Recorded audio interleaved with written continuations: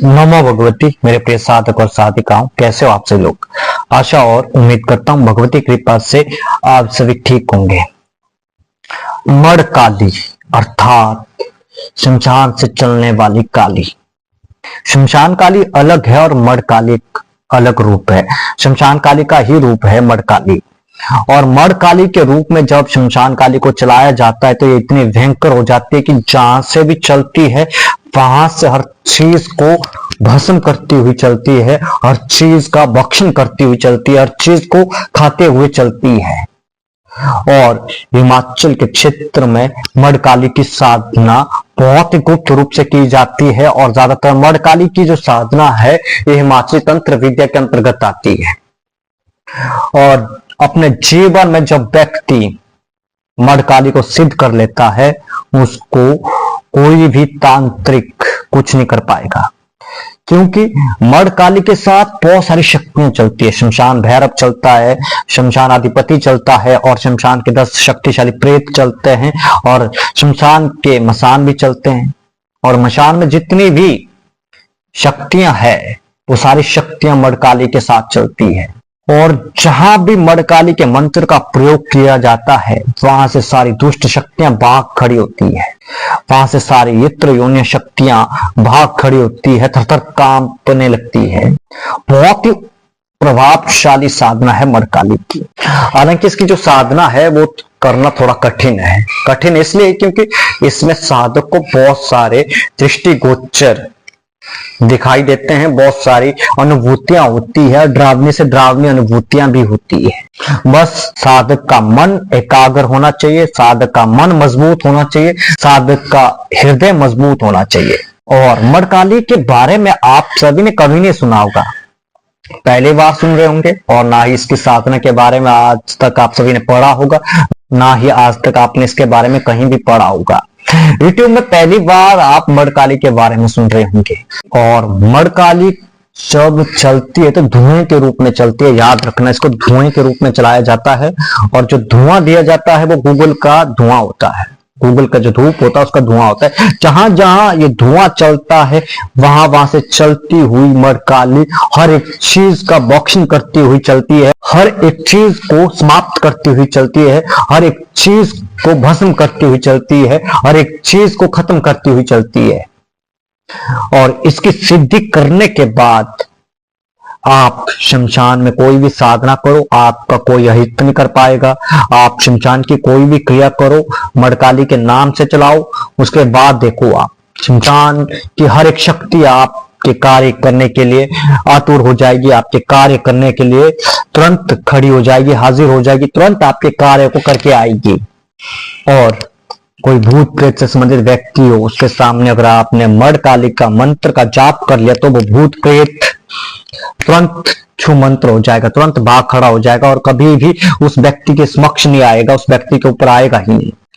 जादू टोना ढीठ मूठ किया कराया भेजा बजाया लगा लगाया हर एक चीज को मड़काली भक्षण करती हुई समाप्त कर देती है। घर में ढीठ हो, मूठ हो, धूल हो, जो भी छोड़ी हो, वो हर एक चीज को भक्षण करते हुए समाप्त कर देती है। इसकी साधना करने के लिए करना क्या, आपने अमावस्या की रात्रि से आपने इसकी साधना शुरू करनी है। और ये साधना शमशान में ही होती है और शमशान के अलावा आप किसी खुले स्थान पर कर सकते हैं या किसी एकांत कक्ष में कर सकते हैं या किसी भी महाकाली के मंदिर में कर सकते हैं।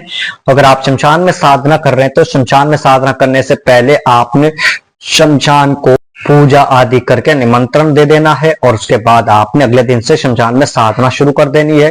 अगर आप घर में साधना कर रहे हैं तो घर में ऐसा स्थान चुनिए जो एकांत हो।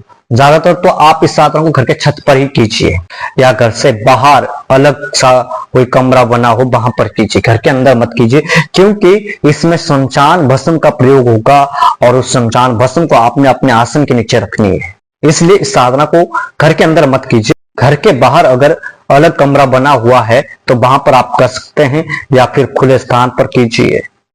और शमशान भस्म को आपने पहले निमंत्रण दे देना शमशान में जाकर और साधना से एक दिन पहले लेकर आना है।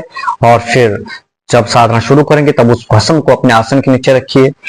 आसन और वस्त्र आपके काले रंग के रहेंगे, माला मुंड माला रहेगी।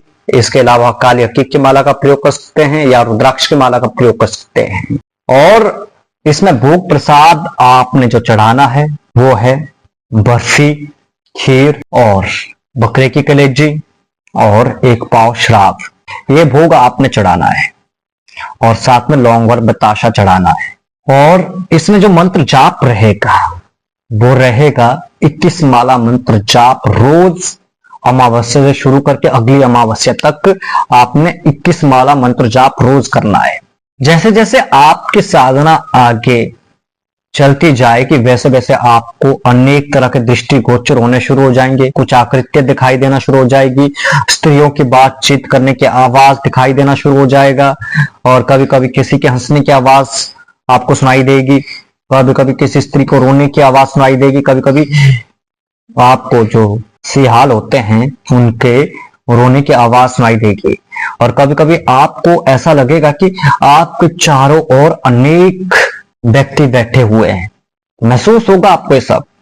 और कभी कभी आपको पायलों की छनकार सुनाई देगी और कभी कभी आपको किसी स्त्री का स्पर्श होना महसूस होगा।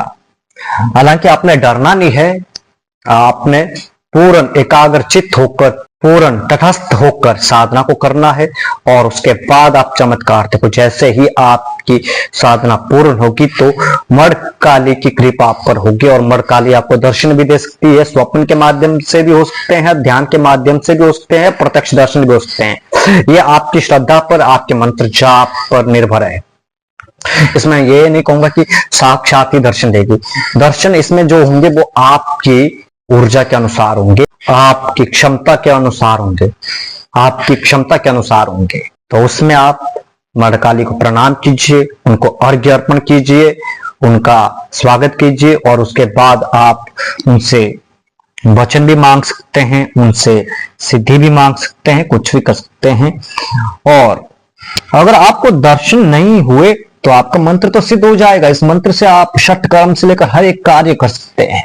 प्रयोग कैसे करना है इन मंत्रों का, जब आप इसकी सिद्धि कर लेंगे तब बताऊंगा। इसके द्वारा आप देवताओं का भी बंधन कर सकते हैं, असुरी शक्तियों का भी बंधन कर सकते हैं, जिनाती शक्तियों का भी बंधन कर सकते हैं, काले से काले इल्म की काट भी कर सकते हैं, इस्लामी इल्मों की काट कर सकते हैं, सिफली इल्मों की काट कर सकते हैं, सूफी इल्मों की काट कर सकते हैं, शमशानिक विद्याओं की काट कर सकते हैं, अघोर विद्या की काट कर सकते हैं और पंथ विद्या की भी काट कर सकते हैं, नाथ विद्या की भी काट कर सकते हैं, नाग मोती विद्या की काट कर सकते हैं, नागफणी विद्या की काट कर सकते हैं, वासुकर्म विद्या की काट कर सकते हैं, कोकसार विद्या की भी काट आप इसके माध्यम से कर सकते हैं।